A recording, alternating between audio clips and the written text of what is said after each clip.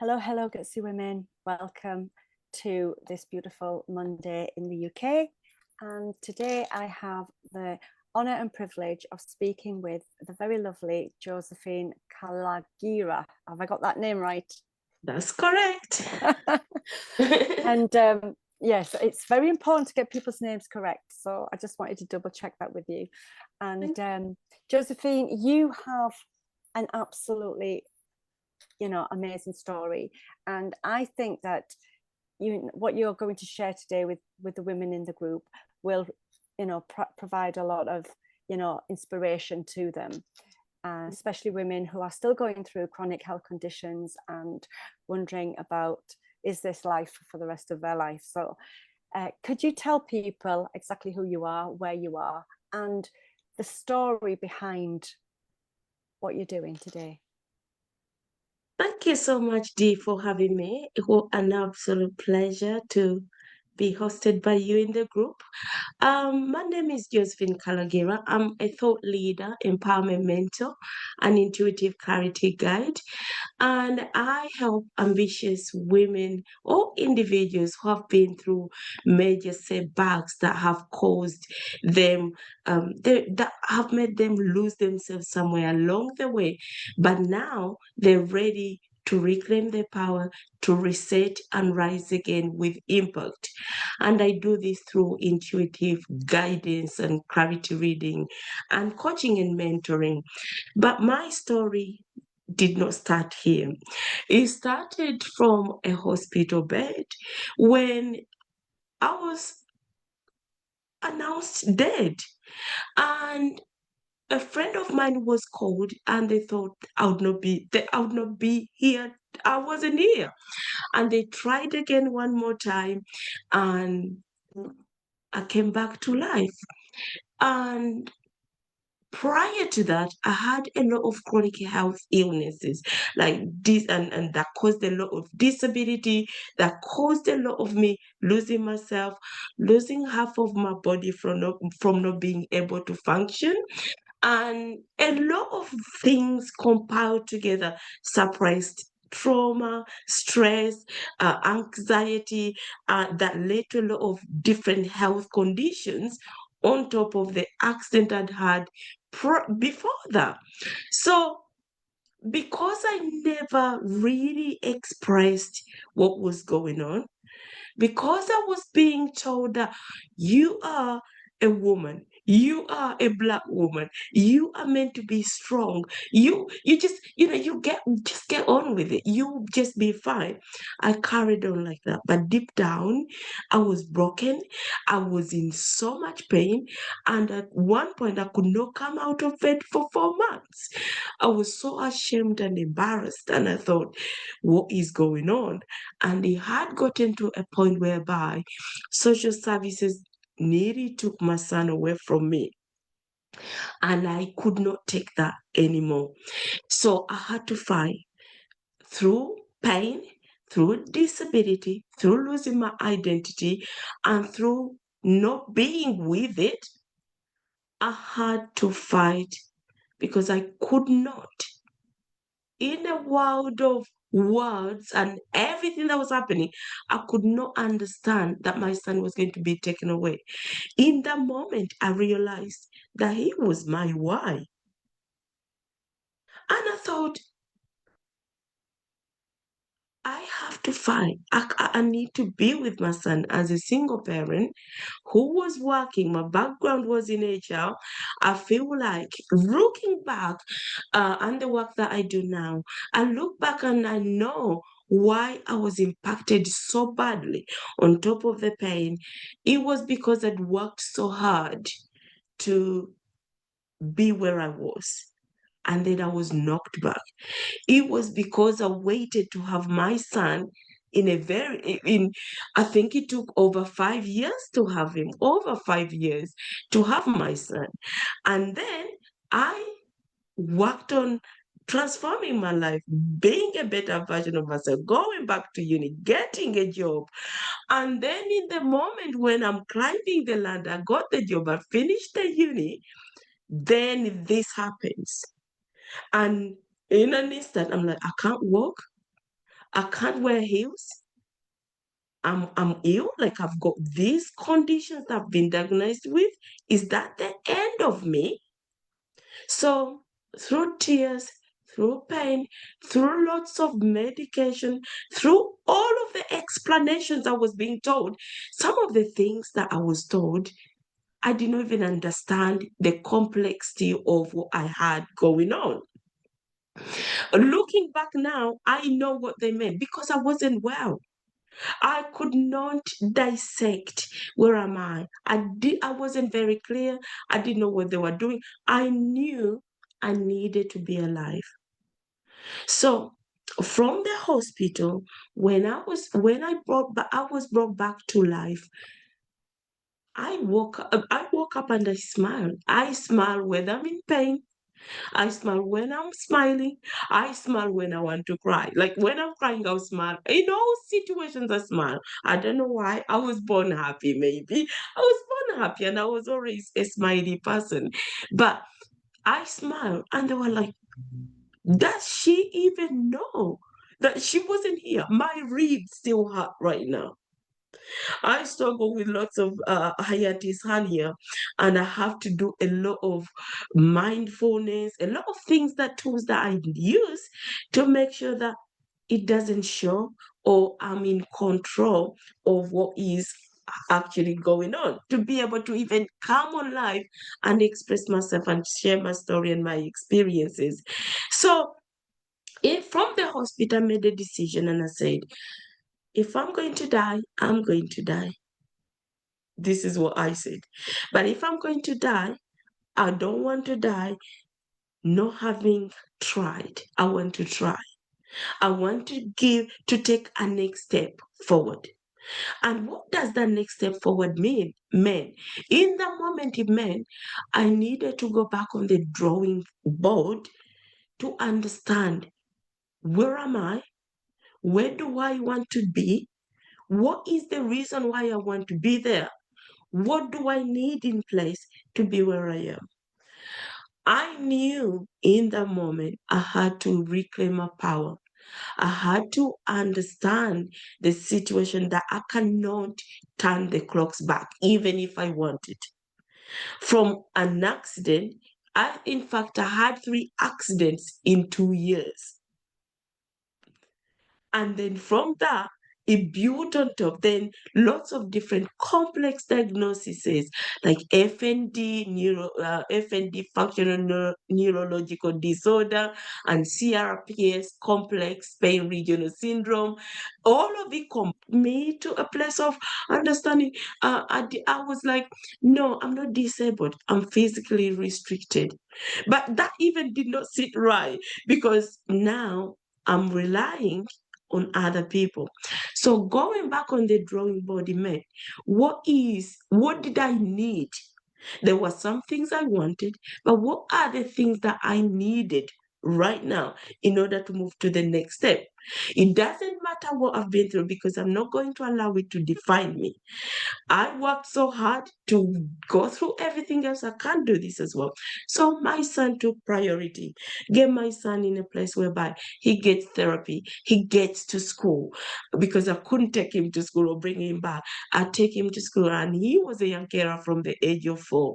So, and we struggled, we cried, we struggled, we detached ourselves. I didn't even know who it was, because I was in pain.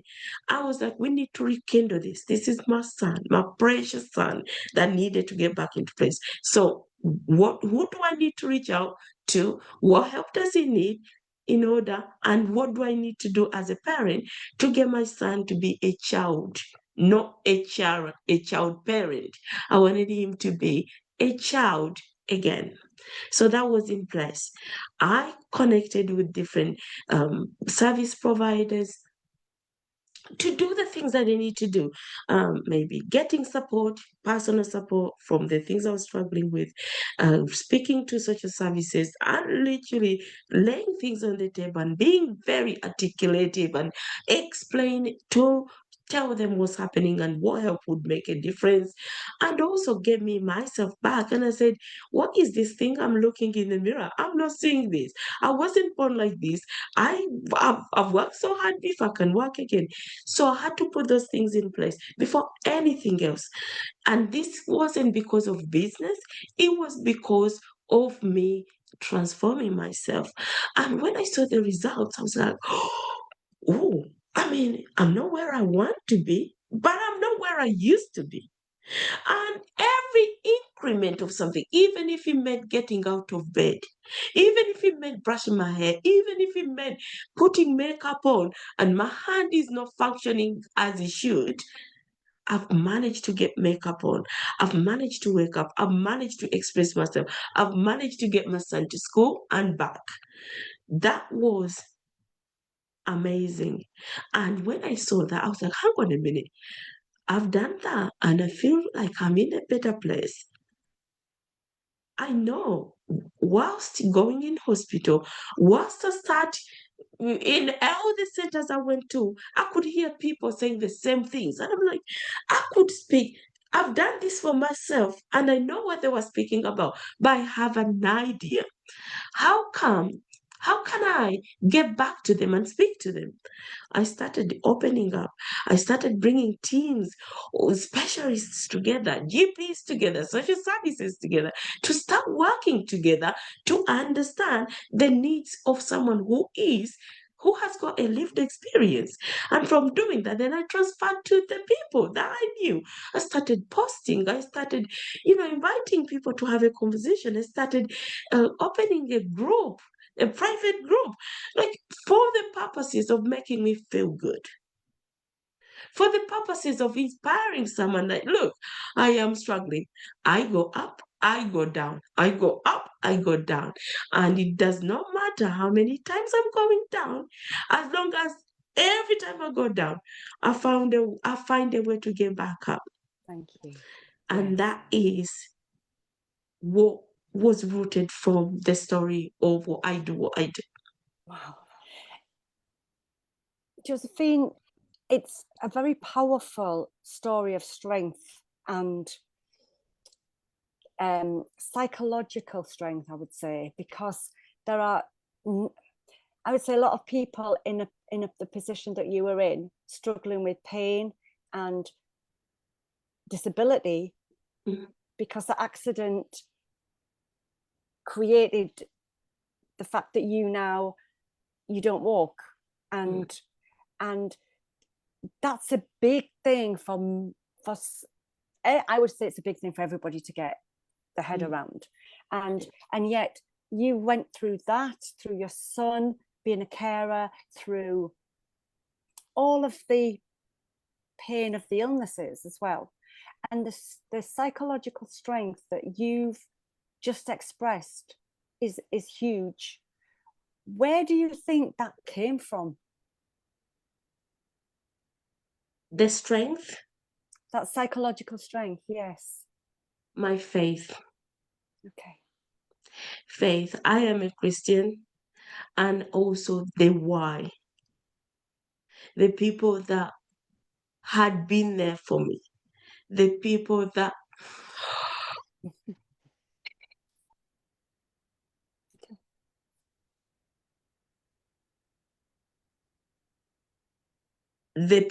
supported me and believed in me. And even when I was depressed and stressed and I was having major panic attacks, there were people that I'm not even blood related that were there for me, that understood me, even when I didn't understand myself, that were very patient with me and supported me and believed in me. So, and seeing people be there and encourage me, even when things did not make sense, they were like, you can do this, you can get through this, you are. And I think someone, I used to be previously called, was previously called, they said back to come back with. So, and I said, you are set back to come back, Queen. This is why I actually, my first book is all about the revolutionary breakthrough, how to turn yourself back into a purposeful comeback. And it's raw, it's real, it's not even edited, because I thought, if I don't make it, this is what I wanted to leave behind. And it's raw, it's not edited like properly, it's how it was. And I love it so much, because with putting that down and speaking to someone and saying, you know what, I've done this and I've done this and that. They said, do you know that could turn into a book? I'm like, no, it can't. They said, yeah, it can. I said, I don't want you to touch this, because I did not think I was going to make it. 3 times they thought I could make it. 3 times. And I'm still here and smiling and sharing the strength of a woman and the resilience to empower other people, because I know I'm not alone. And we may not have lived the same path or not living the same path. Some people are trying to conceive. Some people are having broken relationships. Some people cannot even have communications with their partners, or cannot express themselves. Or they don't even know what's wrong with them. Because when you've gone through hell, I call myself, I've been to hell and come back. I definitely do not want to be there anymore. You know, I don't know. I don't want to go there anymore. I don't want to live there anymore. This is why I'm cold. I feel like, because I know what that feels like. I know what it feels like.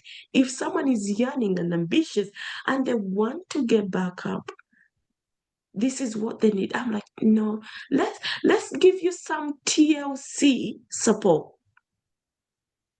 No judgment, no anything, not taking over what you've been through. Let's navigate a way, even if you're still struggling with it. So what do you do when you get those times when, you know, some days are good, some days are less good, yeah, you know, when we get up in the morning, sometimes we have less pain, sometimes we have more pain, sometimes our mindset can be a bit, oh, here's another one, or whatever. What is it that you do to shift that back into making that day something that you can, when you go to bed at night, you can say, actually, today was a good day. Might not have started out very well, but it was a good day. Well, I do have a mindset block shift ritual or habit that I do. And this comes from, I've recently completed a mindfulness diploma that has also helped me a lot. So I have that toolkit. I know what to do in an instant, because I am not broken. There is nothing wrong. This is flare up. I call it flare up. Understanding, being the here now, and understanding what has aggravated that, what's happening. Literally stop. I do not push, because I know if I push, I'll get back 100 steps back. And to climb back those 100 steps back, no, it's too much. So stop, pause, breathe, 7, 4, and 8. Breathe in 7, hold 4, breathe out 8. And just do that. And when I do that, then in that moment, what can I see? What can I smell? What can I taste? What can I just do the 5 stuff. See, look, smell, touch, what color am I seeing? Stuff like that. And bring myself back into the room. And then maybe breathe and flop and stop and flop. And then I don't carry on. I just don't carry on. I just have to stop and do that. Bring myself back into the room, remind myself it's a moment, remind myself, did I overdo something? Did something aggravate me? Am I in so much? Even appreciating the pain is telling me something. Acknowledging the pain is telling me something. Understanding those flare-ups. there's sometimes when it's just when you can't sleep well, when you can't figure out, when you stop in a moment, you'll be able to bring back yourself in the room and then figure out what it is. Yes, that's perfect, because it's those moments of like sitting back and reflecting on what you've just said, asking ourselves those questions. This can then diffuse a lot of that stress and anxiety that we feel when those times happen. And it's a really good process that you go through. So thank you for sharing that. You mentioned your book, and you've written other books since then. I've written 4 other books, collaborated. I love collaborating with empowering women like you. So I've written, the second one is Love Thy Body. Love Thy Body is when I talk about a chapter about how I started to love myself again.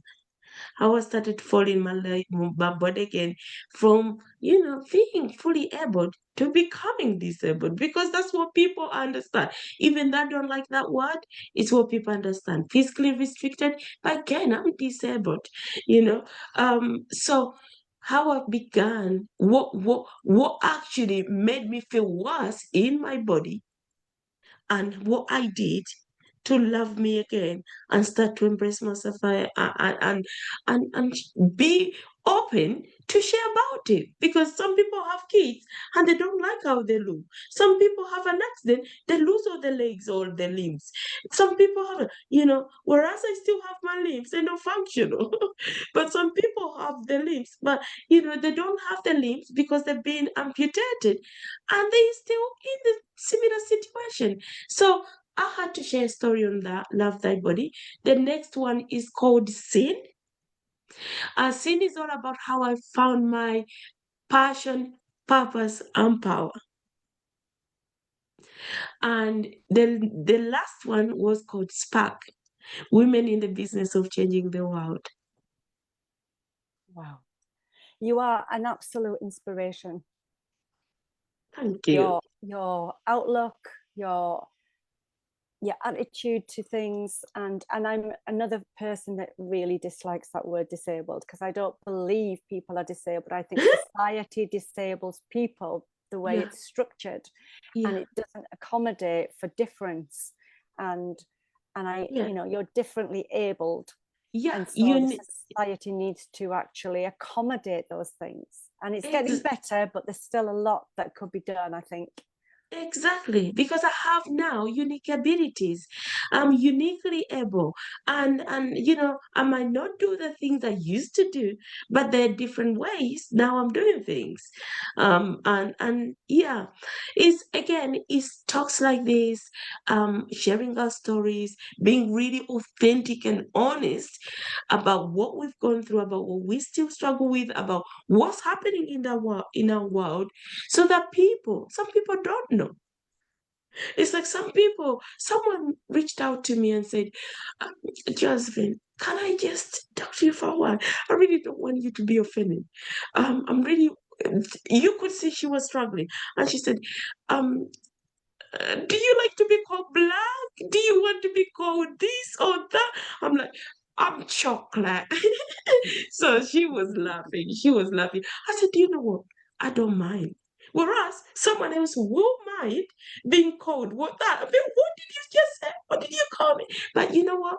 It's again sharing and saying, I don't mind to be called whichever you want. I am Josephine. That's what I identify myself. I am Josephine. But again, I'm not telling you to call me this. You see me differently, and I need to understand. Like the lady came to me and we had a lovely conversation to articulate how, the differences, the uniquenesses, how people are tiptoeing because they can't. But again, it shows that there is a gap to educate and share things like this still. Mm-hmm. Oh, there is definitely. There's a long way for humanity to go around those kinds of things. For sure. So before we end this fascinating conversation, can you tell people what you actually do, women in the group, what you actually do now to help other women? You know, what is your work, and what does it look if somebody was to come and see you now? Thank you for that. So I coach, I mentor, and I guide through in life and business people who are at a place of you're ambitious, you are so led, heartfelt, you're so led, you feel like there's something more. You feel like you're going through so much, or you've been through so much, but you want to rebuild yourself. You want to come back. You want to rise. You want to reset yourself and rise with impact and have an income doing that. You know what I mean? We all need an income as well. So I do coaching and mentoring in terms of clarity readings. Some people come to me for clarity, intuitive clarity readings.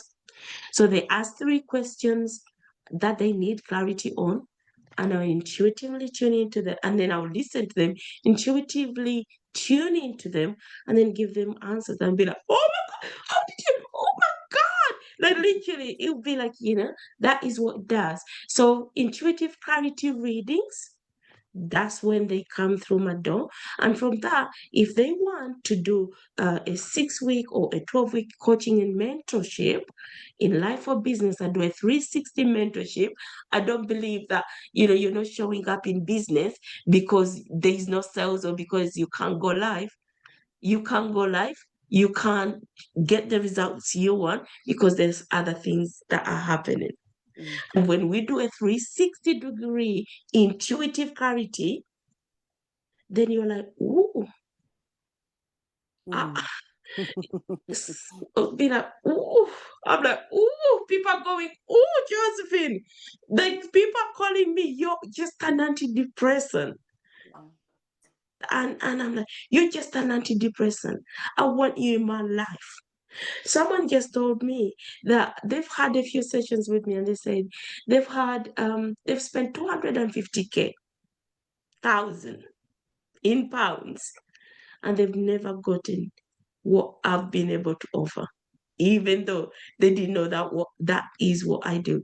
So I believe that, a 360-degree intuitive clarity mentorship, moving forward, but coming in, if you want clarity, whether on your offers, in relationships, in business, in life, in health, I do that. And then you get the most, what you want, go away and implement, or you get to choose to say, like, Josephine, I want your energy. I want all of the things. Let's just go on this journey together for a 360-degree transformation, because I'm result oriented. Brilliant. Josephine, thank you so much for your time today. It's been absolutely wonderful having you on this platform today, and to reconnect with you, because it's been such a long time. It's got to be, 2021, 2020. Yeah, something Right, something like that. Unbelievable how quickly time flies. But I'd just like to address the audience and just say that Josephine is in the group. If anything has resonated with you, if you've had similar experience to Josephine, if you have been, through an accident and you're now, challenged in your abilities to do things that you used to be able to do in another way, if you have other chronic health conditions that you're struggling with, and you would love to find out a little bit more about how Josephine can help you with the way she works, then please put a comment under this video. Please connect with her. She'll answer any questions, and she'll comment once this video is live. I will tag you, Josephine, so you can put your work into the special place within the group. I'll tag you in that space, and then you'll be able to post in there. And I hope that you would come back on to one of the round tables that I'm going to be putting on very soon, and be one of the voices on there to help women within the group. So I'd love that if you could do that. Absolutely. Thank you so much for having me. You're welcome. And we'll end the live stream here. We'll just have a chat, so you stay there.